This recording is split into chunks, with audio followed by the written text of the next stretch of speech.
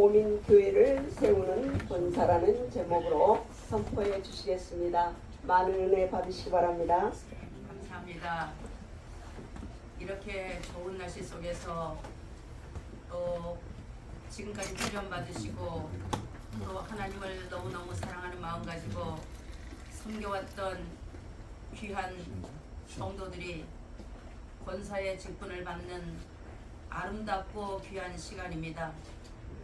하나님 아버지, 오늘 임직받는 권사님들과 성도들과 주의 종들에게 오늘 꼭 필요한 말씀이 증거되게 하시고 이 시간 말씀이 선포될 때 하나님께 영광이 되게 하여 주옵시고 오늘 우리에게는 큰 은혜의 시간이 될 수 있도록 축복하여 주시옵소서. 예수님 이름으로 기도드리옵나이다. 아멘. 행복한 권사라는 책을 쓴 김병태 목사님이 있습니다. 근데 그분이 그 책 서문에서 자기 어머니 권사님 얘기로 시작을 해서 너무 감동을 받았어요. 그런데 그 어머니에 대해서 이렇게 이제 글을 썼습니다. 나의 어머니는 77세에 시무 권사로 은퇴하셨습니다. 77세까지 권사 직분을 맡았던 거예요. 사실 77세까지 했다면 총회법을 어긴 거죠. 그런데 시골 교회에다가 보니까 일할 분이 없어서 어쩔 수 없이 77세까지 시무 권사를 했답니다. 그리고 이 목사님이 나는 어머니를 보면 늘 자랑스럽습니다. 배우지도 못했고 세련미도 없는 권사의 모델상이라고 생각이 되어집니다. 43살에 혼자 되셔서 매일의 삶이 주님과 함께하는 천국의 삶이셨습니다. 이렇게. 그리고 33살을 갓 넘긴 아들이 죽게 되었습니다. 그 죽음 앞에서도 눈물이 정말로 범벅이 돼서 어찌할 수 없는 아픈 마음을 갖고 있었지만 그 얼굴에는 미소를 머금고 아들의 장례식에서 찬양을 하는 자기 어머니의 모습이 너무나도 감동스러웠다고 그렇게 기록하고 있습니다. 하나님을 사랑하는 마음, 목회자를 섬기는 태도가 우리 어머니는 몸에 배어 있으셨습니다. 맛있는 음식이 있으면 목사님께 드릴 것부터 챙겨두시는 어머니였다고 고백을 합니다. 그리고 명절이 되면 작은 돈이지만 봉투에 정성껏 넣어서 선물을 하시는 어머니의 모습도 기록하고 있었습니다. 그리고 추우나 더우나 새벽 3시에서 4시가 되면 기도하러 나가신답니다. 그리고 아들이 목회하는 교회에 와서도 섬기는 교회 목사님이 마음 아파하실까봐 기어코 본교회 주의를 지키시는 어머니였다고 그렇게 기록하고 있었습니다. 그리고 담임 목사님이 호출하시면 언제든지 신방하러 나가시는 어머니였습니다. 어머니의 스케줄은 목사님에게 맞춰져 있었던 거죠. 언제 콜할지 모르니까 늘 대기 상태에 있었답니다.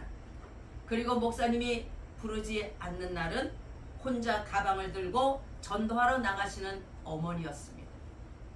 그리고 목회자를 아프게 하는 권사님들이 있으면 성도님들이 있으면 쫓아가서 다독거리고 타일 넣어서 믿음으로 권면하시는 어머니의 모습이었답니다.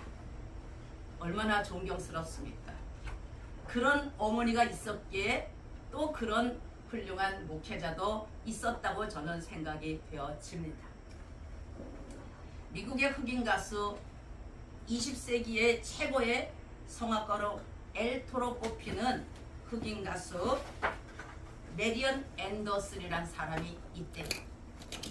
저는 그 음악을 들어보지도 못했고 제가 이렇게 책을 넘기다 보니까 이 메리언 앤더슨이라는 사람이 나오길래 유튜브를 틀어서 한번 들어봤더니 참 너무 아름답더라고요. 그런데 이분이 흑인으로서 이 메트로폴리탄 오페라 극장에서 최초로 선 가수랍니다. 얼마나 영광입니까? 그리고 이 앤더슨이 필라델피아의 최고상을 받았을 때, 정말 가수로서는 더 이상 바랄 것이 없는 최고의 상을 받았을 때 담임 목사님이 이 앤더슨에게 물었대요. 이 순간이 너무너무 행복하시죠? 이렇게 물었대요. 그러자 메리언이 대답하는 말이 뭐냐면, 아닙니다.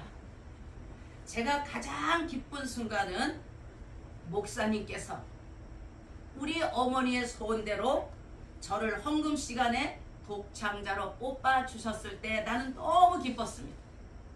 오늘 헌금 시간에 기도하시는 우리 지영순 교수님, 큰 은혜인 줄 믿습니다. 여집사 베베를 추천하는 말씀이 로마서 16장 1절에서 2절에 보면 나옵니다. 제가 한번 읽어드릴게요. 어떻게 추천하나 보세요. 바울이 로마 교회에 한 사람을 추천하는데 베베라는 여집사를 하나 추천하는 거예요. 자, 그 내용이 이렇습니다. 내가 갱그레 교회의 일꾼으로 있는 우리 자매 베베를 너희에게 추천하노니 너희는 주 안에서 성도들의 합당한 예절로 그를 영접하고 무엇이든지 그에게 소용이 되는 바를 도와줄지니 이는 그가 여러 사람과 나의 보호자가 되었음이라. 아멘. 이 베베는 고린도에서 약 12km 떨어진 항구 도시인 갱그레에 살고 있었던 여자입니다. 바울이 1차 선교 여행을 마치고 고린도로 돌아오는 길에 갱그레에서 이 베베를 만나게 되는데, 그때 베베는 머리를 깎음으로 서원한 것을 굳게 지키겠다는 굳은 결심을 보여준 적이 한 번 있습니다. 바울은 늘 로마에 갈 소망을 갖고 목회를 했어요. 내가 언제 로마에 가서 이 복음을 전할까? 이 바울이 복음을 전하면서 로마에 갈 꿈을 계속 꾸고 있었습니다. 바울은 이 로마로 가는 길을, 그렇게 소망한 로마로 가는 길을 열어준 사람이 누구냐면 바로 베베라는 사람입니다. 베베는 바울이 쓴 로마서를 로마에 전하라는 특명을 이제 받고 로마에 있는 성도들에게 그 편지를 전한 사람이 베베입니다. 바울은 이 베베를 가리켜서 갱그레 교회의 일꾼으로 소개를 합니다. 아마 갱그레 교회의 유력한 지도자였던 것으로 보여집니다. 베베에 대한 자세한 소개는 없어서 잘 몰라요. 그러나 베베는 아마 사업을 해서 넉넉한 재력을 갖고 있었던 것 같아요. 사업을 잘하는 여집사였던 것 같아요. 그리고 바울의 선교 사역을 위해서 아낌없이 후원을 했을 것으로 보여지는 사람이 베베입니다. 그래서 바울은 그 베베를 가리켜서 뭐라고 소개를 하냐면 보호자다. 나의 보호자다. 집사님인데 이분이 나의 보호자입니다. 이렇게 소개를 하는 거예요. 오늘 권사님들이 목사님이 이 권사님이 나의 보호자입니다. 이런 소개를 받을 수 있기를 바랍니다. 너무 아름다운 거 아니겠어요? 자, 이 보호자 그냥 이런 사람이잖아요. 돕는 사람. 보호자는 돕는 사람이 보호자예요. 하나님 나라를 위해서 영광스러운 복음을 위해서 적극적으로 조력하는 사람이 보호자인 것입니다. 재정적인 후원 없이 바울이 어떻게 사역을 할 수 있었겠습니까? 그런데 베베는 자신이 가진 재력으로 하나님 나라를 위해서 달려가는 바울에게 적극적인 후원자가 되었다는 것입니다.